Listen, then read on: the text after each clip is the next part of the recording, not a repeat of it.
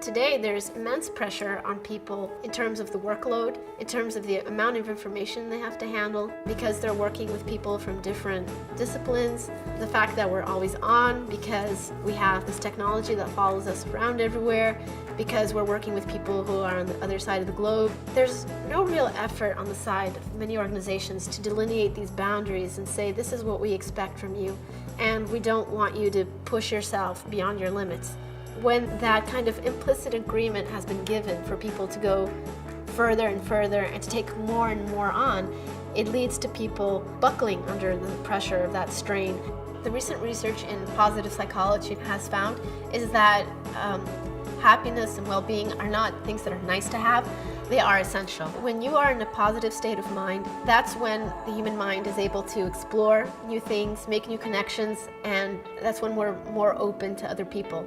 We realized that not only was well-being important for the individual, but how important it was for the company itself. And the reason it's important is because in this knowledge and creative economy, we really depend on people to be in a positive state of mind in order to do their best work. When you say well-being, they might associate it with a spa or going on vacation or being on a yoga mat, but those ideas are very escapist.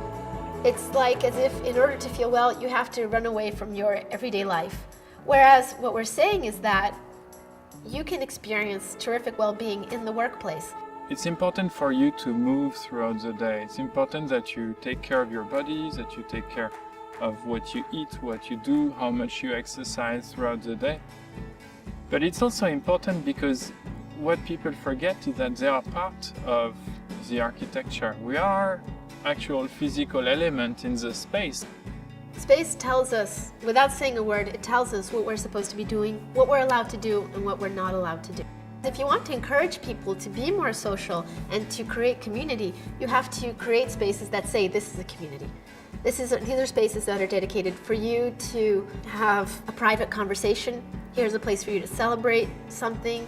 Here's a place to share information with everyone. So the space definitely can give a message and promote well-being. Out of all the different recommendations out there for improving well-being, and there are many, we identified the 6 that were indispensable and fundamental. The first one is mindfulness, focusing the mind, controlling your mind. The second is authenticity, being yourself just every day. The third is the notion of belonging and the notion of constructing a tight and strong community of people.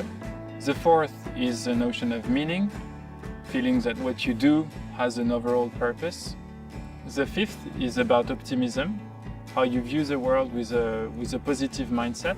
And the last one is about vitality, which is what you do to make your body healthy and to also try to bring your body and your mind more often together as a whole.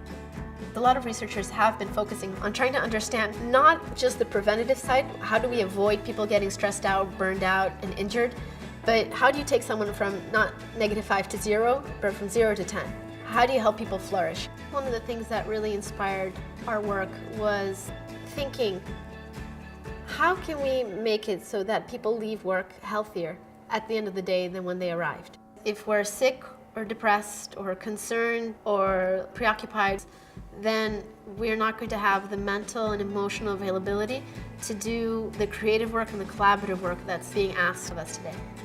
Well-being is really the core today because what organizations are asking people to do is to really give themselves, and we can only give ourselves if we're well.